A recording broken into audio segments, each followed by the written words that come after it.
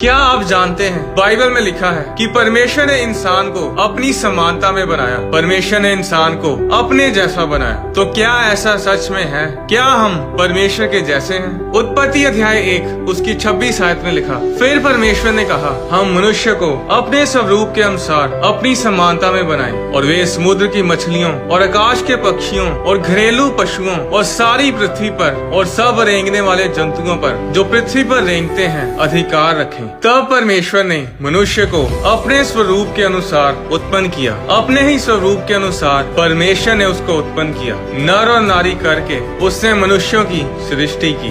भजन संहिता अध्याय 82 उसकी 6 आयत में लिखा, मैंने कहा था तुम ईश्वर हो और सब के सब परम प्रधान के पुत्र हो। ये सुनने में तो बड़ा ही हैरान करने वाला वचन है, पर इसके बारे में यीशु मसीह ने भी यूहन्ना अध्याय 10 उसकी 34 आयत में कहा, क्या तुम्हारी व्यवस्था में नहीं लिखा, मैंने कहा तुम ईश्वर हो। यदि उसने उन्हें ईश्वर कहा जिनके पास परमेश्वर का वचन पहुंचा और पवित्र शास्त्र की बात असत्य नहीं हो सकती, तो जिसे पिता ने पवित्र ठहरा कर जगत में भेजा है तुम उससे कहते हो तू निंदा करता है, इसलिए कि मैंने कहा मैं परमेश्वर का पुत्र हूँ। क्या आप जानते हैं कि इस दुनिया को किसने बनाया? परमेश्वर ने।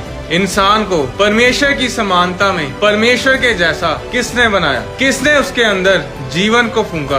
परमेश्वर ने। और क्या आप जानते हैं कि सिर्फ इंसान ही परमेश्वर की सृष्टि का ऐसा जीवित प्राणी है जिसे परमेश्वर ने ये ताकत दी है कि वो एक इंसान को परमेश्वर की समानता में बना सकता है। जब एक आदमी और औरत इकट्ठे होते हैं तो वो सिर्फ एक बच्चे को पैदा नहीं करते, वो एक इंसान को पैदा नहीं करते, वो एक जीवित प्राणी को बनाते हैं जिसका शरीर है और जो परमेश्वर की समानता और परमेश्वर के जैसा है और जिसके अंदर आत्मा रहती है जो कभी नहीं मरती। जो मैं आपको बताने जा रहा हूँ वो ना तो आपने कभी सुना होगा और ना ही कभी सोचा होगा। चाहे परमेश्वर को माँ के गर्भ पर अपना श्वास फूंकना पड़ता है, उसके गर्भ में जीवन को फूंकना पड़ता है ताकि उसके अंदर आत्मा आए, पर जो शरीर है वो आदमी और औरत के बिना नहीं बन सकता। परमेश्वर ने ये ताकत सिर्फ इंसान को दी।